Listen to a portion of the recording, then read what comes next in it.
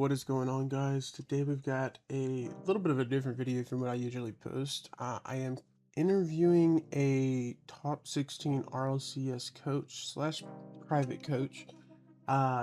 He's truly like he coaches me. He's like everything he says makes sense pretty much. So yeah, we're gonna interview him. It's gonna be a bit of a longer video today, but trust me, it's worth the watch. Um, so yeah, sit back, relax, and enjoy the interview. At game one. All right. So, what is your peak rank slash MMR? My peak rank currently is 1915 SSL. Oh, That's my current peak rank, yeah. how many hours do you have, and how many hours did it take you to reach SSL? So I have 7,000 hours if you count my console and my PC hours in total now. I believe it's around 7,000. And then I guess like I hit GC 1, or it was just really GC was the highest rank. I hit that the last season. I remember season 14. It was the yellow tags, of course. That's what I'm talking about, before the free to play. I had hit that right before they had actually added SSL. So I was GC, which was the highest rank at the time. That last season, right before they had added the new ranks. Right. And then, of course, when SSL came out, I didn't hit it for a couple years because I played here and there on and off. Would always watch the game, but not played consistently enough to make that push to SSL. Right.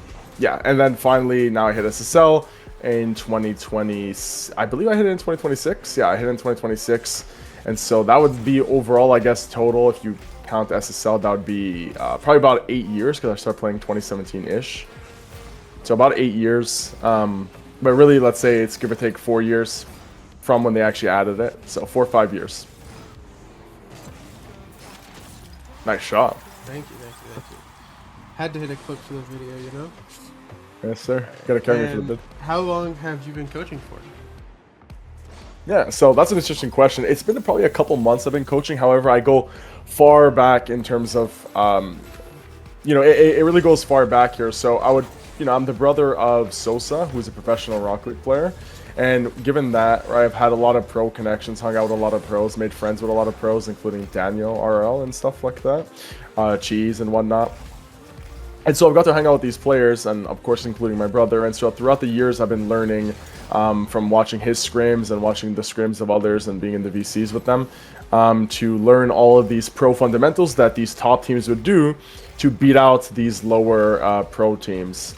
So I thought, of course, if I would bring this knowledge that I do have, not only to the so what I did is end up coaching a pro team. We made the RLCS regional. And so I thought, hey, if I could do that, I could definitely bring this knowledge to players who are lower ranked just in general, like from SSL down to literally bronze. And if I bring this knowledge to them to an extent, this is going to greatly improve them. Because if it works with the pros, it's definitely going to work with them.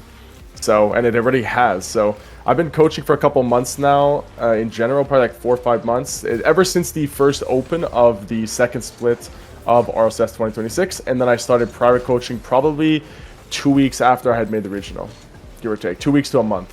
Hell yeah, awesome. What is the biggest improvement you have seen from a client? Not like MMR wise, game sense wise, whatever. Yeah, tough to say, right? So with the pros I've coached, I saw some improvements with them, great improvements that you can actually visibly see, which is impressive, right? Because at the pro level, the minor differences make all the difference. However, it's hard to see improvements amongst pros, right? Because they're almost at that ceiling, or at least the ceiling that there is currently in Rocket League. Right. However, I guess in terms of MMR in visible rank, the biggest improvement I've seen is like probably a player that went from Diamond 1 to Champ 2 in literally 2 weeks, which is really incredible. Probably the biggest improvement I've seen. Yes. All right. And so, what is your biggest accomplishment in Rocket League? So you could argue it's SSL, right? Because SSL is still a very elite class of players. It's top 0.01%. 3,000 players in the whole world maximum or so are SSL, or have been SSL, something around that. Like, I think it's 3,000 current.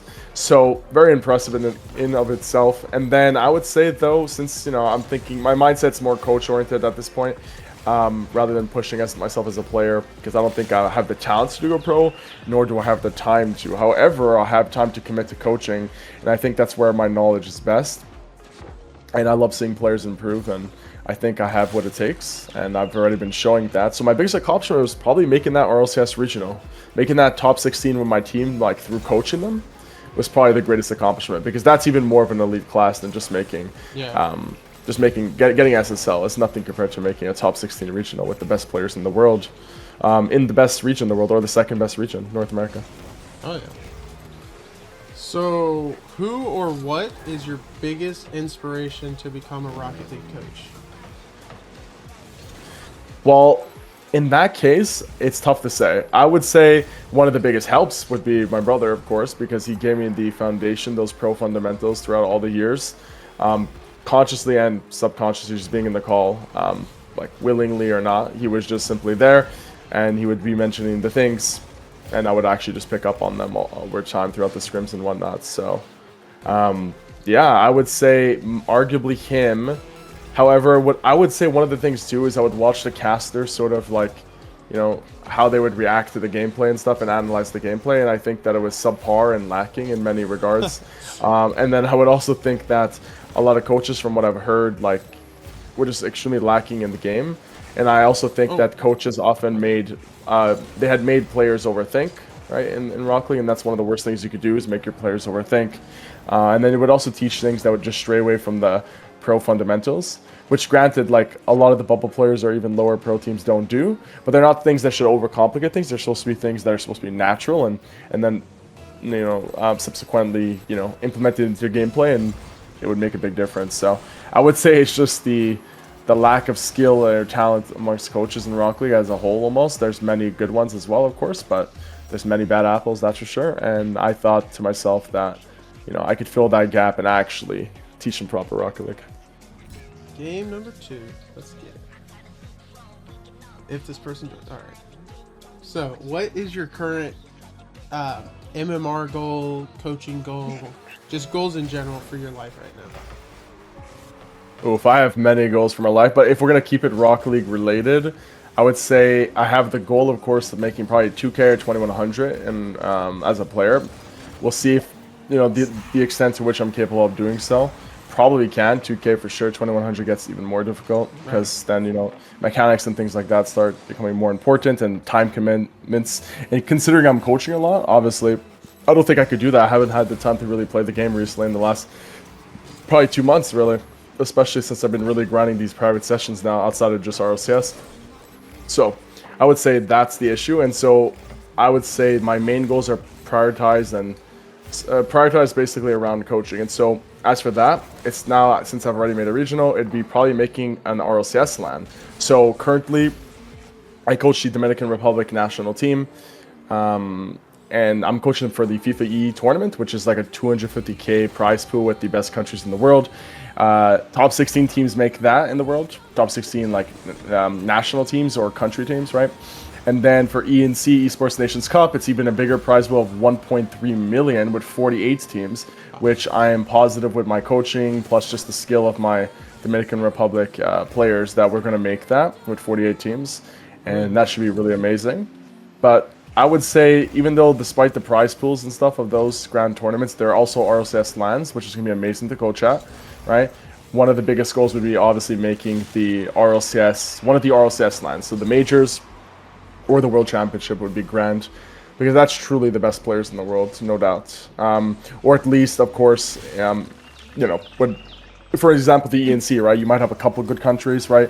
But you only have one US team, right? Whereas there's many talented American players, for instance, that could, or like, you know, there's only one French team, but there's many talented French players that would make the majors, right? So it's much more competitive, much more prestigious to make in general the RLCS LANs, and that would be something that would be a goal of mine for sure, to not only make one regional in the North American region, but to actually be at the top of that region. Right. Yeah, sounds awesome, man. So, what is, like, if you could, like, speak to every single Rocket League player at once and give them one tip that they could just understand, what would it be? That's a good point. Okay. I would say, without, like, you know, because I don't want to give it all away here in the vid, but what I would say is, okay, for the lower ranked players, it would be just literally focusing on their angles. So, you know, how they approach the ball, simply like that, just to put it vaguely. And then I would say for the higher ranked players, right? I'm gonna have to think about that for a second. I'm gonna have to cut this. I'm gonna have to think just for a little bit. Okay. What would I say without being too birds?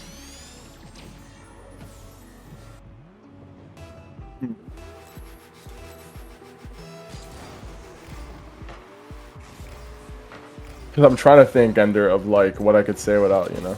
Yeah, I got you. You don't want to give away all of your coaching just from one question in the video. Yeah, no. Yeah, I got you. Oh, wait, no, but I'm gonna come up with an answer for this one though. Yeah, I got you.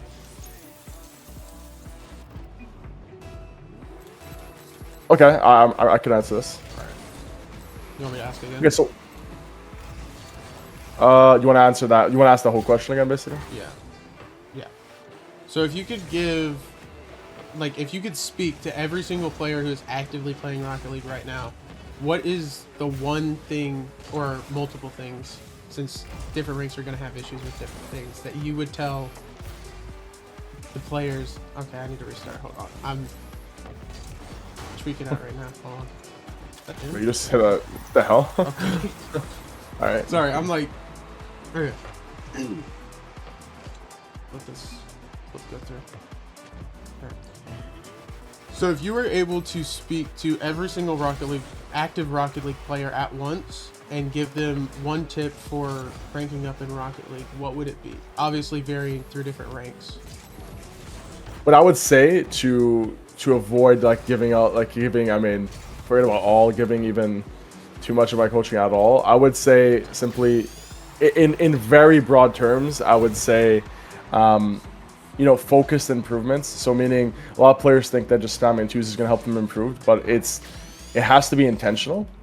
Right. Meaning, if you're not watching your replays and you're just spamming twos brainlessly, you're not going to improve at the game. Maybe at the lower ranks, of course, because you're literally going to improve mechanically just by playing the game over time. Like, at first you can't hit the ball, and then eventually you could, right? So, something like that would work. But especially at the higher ranks, I would say it's intentional improvements, right? So having to look through the, you know, your replays and whatnot. And then, as for all ranks in general, and this is also extremely vague on purpose, though, I would say watching, and like I said, especially for the lower ranks here, would be watching the RLCS players to get that competitive mindset, so that it's not just like replicating, like people think, oh, I gotta watch the pro so I can learn how to flip your set or something. No, it's like more so to see how they move and how they, you know, play around the ball and how they play around their teammates, and start looking at things like that. And then naturally, to an extent, you are going to pick up some good amount of game sense from that without even having to do any coaching. Of course, the coaching is extremely preferred, and of course, it depends the coach you get. And I think that's extremely important, because I think there's a plethora of bad coaches out there, more than there are probably good in Rocket League, to be honest. Right. So,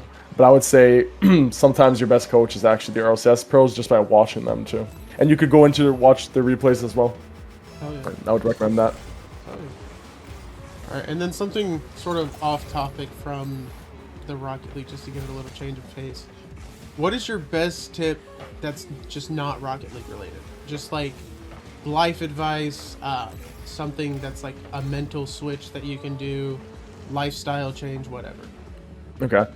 One of my best tips I could give, just lifestyle-wise, would be you need to prioritize in life discipline over motivation, right? Because motivation is fleeting, discipline is everlasting, or lasts longer, that's for sure.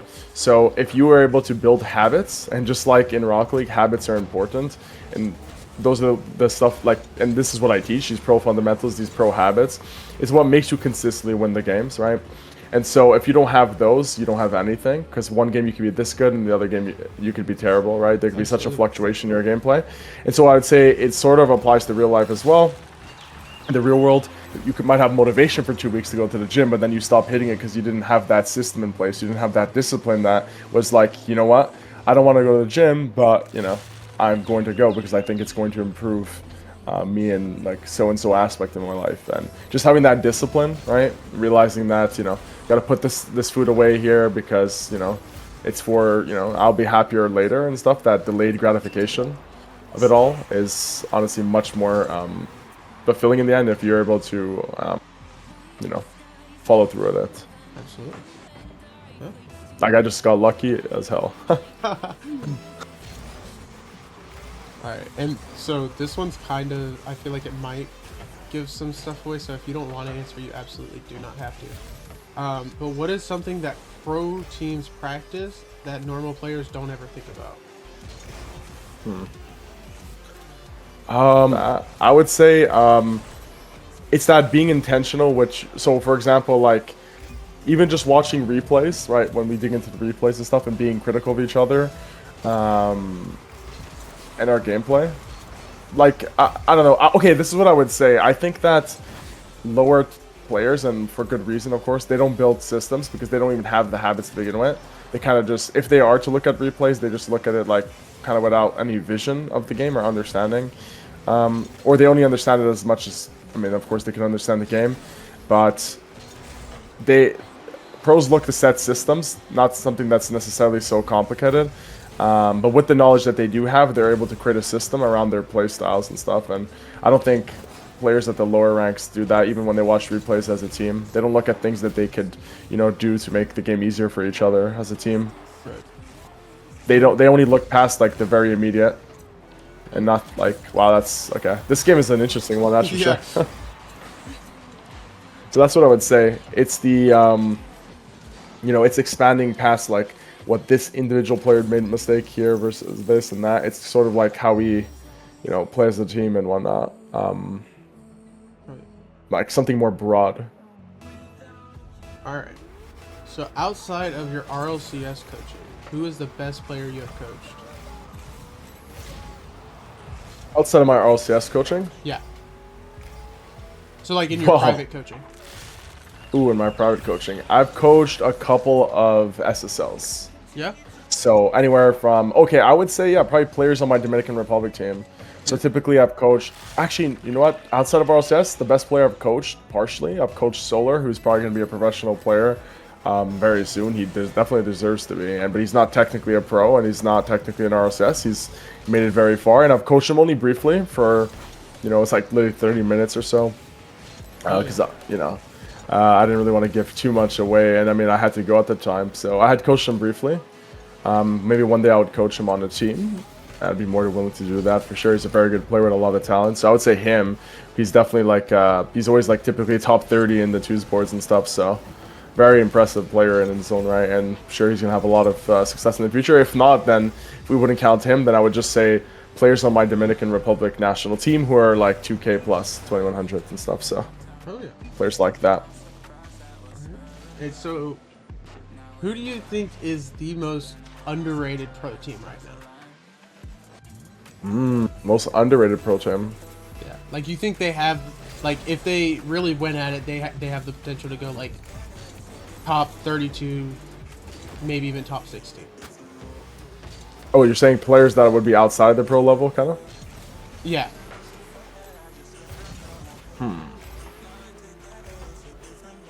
Underrated. Well, it's hard to say. Okay, I would say, yeah, I would say Sight, Solar, and, well, they're no longer a team now because there's the LCQ, and teams are trying out and stuff, and things are changing, but one of the most underrated teams were definitely them, Sight, Solar, and Bosco Boy, those players, Bosco. Because they went 2 and 3 I've seen a lot multiple of times. Bosco around recently. Oh, Yeah. I'm ongoing. It's okay, you're good. Yeah, so players like that. Alright. I love how in casual we're casually playing like GC2s. Yeah, Yeah. I'm like, why are these guys so good? I feel like I'm playing horribly. You're good. Alright. So, I assume you've seen like some of the, like not really coaching advice, but like just general Rocket League advice on YouTube. So what would you say is like the worst like thing you've seen on YouTube that like is pretty consistently out there, but like it's just like something that people shouldn't be following?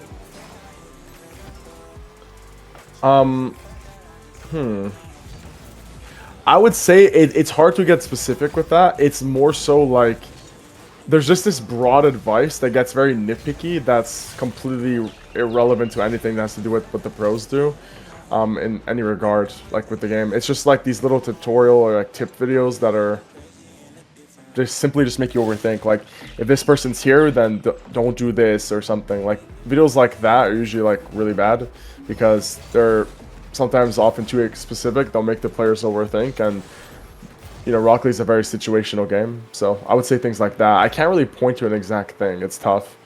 Yeah. I mean, I could point to like everything that would be the opposite of my fundamentals, but then that'd be giving away things, I suppose. Which I've heard. I've heard people say some opposite things Really? to what the pros are supposed to, what the pros do.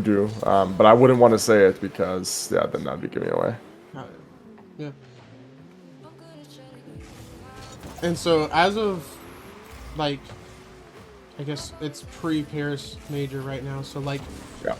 who do you think has the upper hand going into this, NA or EU? Well, I always gotta back my NA boys. I'm not gonna lie. I always do, but I'm definitely gonna say Europe. Yeah. Definitely has the upper hand right now. I think they have. Yeah, I would say Europe has the upper hand currently. I think they have a lot of strong teams competing. I mean, I think Karma Corp's literally the 4th seed going into this. So that tells you a lot. I mean, they're not playing as good as they usually do, but it's still Karma Corp, and they're going to be very strong. And Yeah. I think North America has a lot of talented teams, but I think some of the top teams have been a little bit inconsistent recently. So you never know what happens on LAN. But usually, like, even when we think NA is going to be good on LAN, they're coming to LAN strong. Like, we think they're going to do good, but then they don't. So if we think they're not even as strong as they usually are relative, then this either could go worse than it usually does, or it could actually just be the opposite for some reason, right? So I would say Europe is probably still the upper hand, of course. But I would back an NA team to win it. Probably Energy. Yeah. What do you think is the biggest mentality issue when it comes to competitive Rocket League? Ooh, the biggest mentality issue. So one of them is like that whole thing where it's like you just spam Q2s, for instance, to improve, but like without like a thought going through your brain at all, like on like what to work on and what's holding you back from game to game to game to game, just like kind of mindlessly queuing. And then also, I would say another thing too is part of that would be like people getting mad, and I mean I'm definitely a victim to this, or like of myself, where I would, you know, blame my teammates, and there's a lot to blame sometimes on your teammates, like that is for sure. However, there's obviously always things you could definitely be doing like far better, and you need to look to that always. And then another thing I would say about that is that people kind of just focus on the fact that they're losing and losing MMR, right? And they're kind of like scared when they get to a new peak, and they like decide to just not play the game, like on purpose, not to play their rank, because they're scared, right, of losing it, right?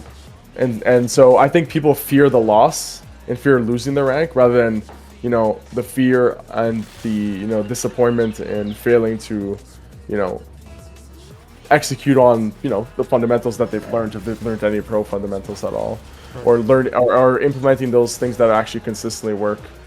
They don't fear like the mistakes they make, sort of. They fear the broader consequence when it's just ranked and it's just there. You're just there to improve on that. There's probably higher goals, and there's definitely higher goals in Rocket League than just a one rank 2's game, right, to focus on, especially if you're trying to improve and trying to take it seriously. Yeah. So we are on to the rapid fire section of the video. You got 8 questions. Just answer them as they come into your head. No. What is the best mechanic in Rocket League right now? The best mechanic in Rocket League, and will always be the best mechanic in Rocket League, is shooting. And this is nothing, unless you wanted me to talk about a more flashy mechanic that's less fundamental. But if not, I would say shooting, because ultimately to score you need to shoot, one way or another. And I think something that's criminally underrated would be your ability to shoot well, and it doesn't have to be getting like a reset or a double reset. It could just mean knowing how to place your shot and getting around the ball and getting a really good shot on that. Absolutely. All right, and what do you think is the most overrated mechanic? It would be all those like niche mechanics, right? That are like kind of like I don't know, like maybe a Mac Tough or something like that, like something like that, like any freestyle mechanic. Like I don't want to like close in on one. It would just be like freestyle mechanics. Those are flashy mechanics that are not translatable to competitive 3s. And a reset could be useful, right? Like, of course, a reset's definitely useful, especially these days. Absolutely. A single reset or so, maybe a double reset here and there, but nothing crazy at all. Nothing extremely flashy. It has to be extremely, just something to be competitive. And flash mechanics, like freestyle mechanics, are extremely useless in competitive threes environments. You're going to get instant challenged. You won't have the same amount of boost, of course, and you're going to be wildly inefficient. So. Okay. Oh, yeah. All right. And so, who is the hardest player you've coached? Like, just like the hardest to like get it to click in their head. But so you're saying I'm supposed to name a player? You don't have to name a player, just like maybe like a type of player.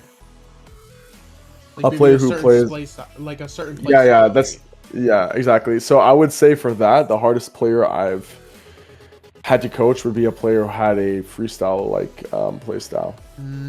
Right, because it was difficult for them to learn the fundamentals because remember, at the end of the day, you have to break the bad habits to build the good ones. And so if they're not able to do that, because they're so ingrained in their the freestyle ways, that's they become a lot harder to coach, of course.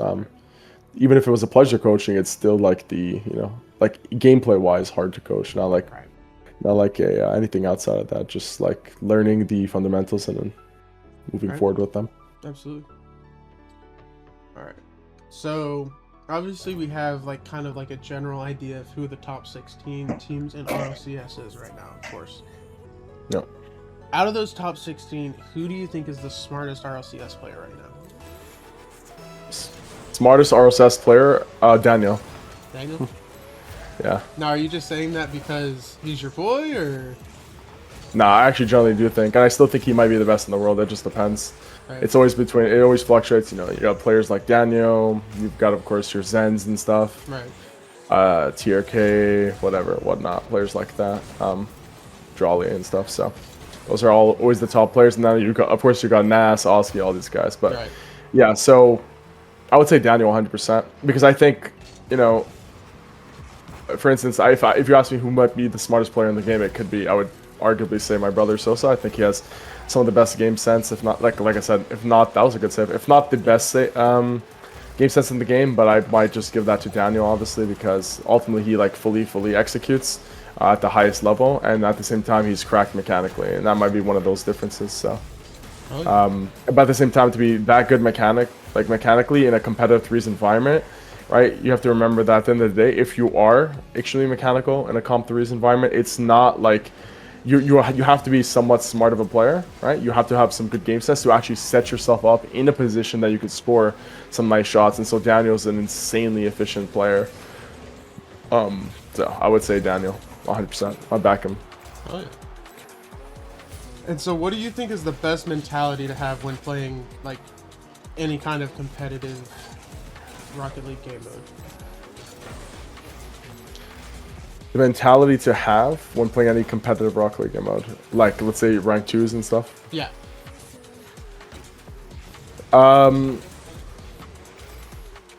Don't focus on the.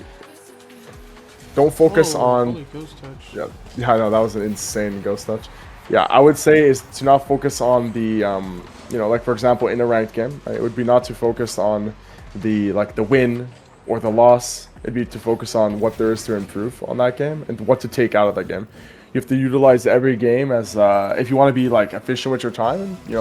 Every game that you do play, you got to take that as a learning lesson, right? So. And so, and if it would be competitive RLCS, right? You could look through the results to see if you're improving as the end, right? But how is it that you're going to get that better result? You should see the differences between, let's say, a top 1 team in RLCS versus a team that's scraping by, right? So, just wish there would be big differences, right? So, absolutely. So, who do you think is the most underrated pro, like up and coming pro? Most underrated up and coming pro? Yeah. Like once they get into the pro scene, they're gonna make it big. Okay. Well, he's already somewhat in the pro scene, obviously. I would count anyone who's top 16 consistently would be a pro. So I would say one of the most underrated pros right now is probably Devo, like DVO. I think he's super underrated. And I would actually just say Sosa is like literally one of the most underrated players, and that's not even biased. Like he deserves way better than what he gets sometimes. Yeah. So he's extremely underrated, but he's also very established at this point as well. Where someone like Devo has still a career, like a big career ahead of himself. And then yes, one of the most underrated players who is not a pro who has never made RLCS once, so would not be considered a pro, would be someone like Solar. So both Devo and Solar extremely underrated. And then I would also give a shout out to Monk as well. I think Monk is extremely underrated and is improving really rapidly. So I would say those three. I know it's not one player, it's three, but I would say Monk and Devo for pro players, right? And then I would say Solar for bubble players. I mean, you could also count Monk as a bubble player, depending on how consistent you need to see a player making RLCS. But yeah, so I would say Monk, Devo, and Solar would be your most underrated players. Yeah. And so I feel like I already know what your answer to this question is going to be. But what do you think is the most overrated playstyle? Freestyler type of playstyle. Yeah, I kind of figured. But that would be like, okay, so this is my take here. So obviously freestyler type of playstyle. Although freestylers never claim to be good at the game, like the actual freestylers that play it, right? They'll never claim to be good at like a competitive threes environment. They know, like, I mean, I'm sure someone on TikTok or like their audience on TikTok thinks they're like the best players in the world. But obviously, if asked, they would be like, no, I'm good at freestyling. Like, I would get destroyed by an RLCS team. They're completely aware of it. So, I have so much respect for those players. It's a completely different niche. Like, they're insanely good at what they do, and it's very hard to do what they do. And I can't do anything like that. So, but I would say a freestyle playstyle would be super underrated because mechanics are objectively more valued in this current environment than a game sense oriented player, and then that kind of translates to the pro community, except without freestyler like mechanics. See, I was just bumped there. I was cooked. Without freestyler type of like in Rocket League or in RLCS, right? Players who or more mechanical tend to be overrated. So I would say just a mechanical based playstyle is overrated. It's not necessary to win. It's not like you could play not super mechanical as long as you are efficient and do the right fundamentals, both game sense wise and literally mechanically as well. Like you have really good shooting. Those things are underrated. I would say fundamental mechanics are underrated, not like mechanics are mechanics as a whole are not overrated. It's more so like the flashy ones, right? They're not as effective as people think. It's not what makes a player good, because then all freestylers would be pro, very simply. Right. All right, everybody. I hope you all enjoyed that interview with Coach Taizuko. I had a lot of fun recording it with him, of course. Taizuko, do you have any final words for the video? Yeah, I would say I appreciate very much that you interviewed me. I'm thankful for that. It's really cool, man. It's actually the first interview I think I've taken on this matter, so you're the first, man. Yeah. I'll remember that forever. Absolutely. So appreciate you a lot for that. And of course, I would say book a session with me if you guys want to find out the pro fundamentals. I think that they're extremely useful, and that a lot of people, like I said, just drone mindlessly in 2v2s and think that they're going to improve. And there's a lot more to the games besides mechanics, right? To be even in the position to do things that are mechanical, that are actually effective, you need to have a degree of game sense. And I think that that's criminally underrated, and that's something that you're not going to get from a YouTube tutorial. So if you want to learn how to play the game, right? If you're going to look for a coach, ideally it's, game sense related. Oh, yeah, absolutely.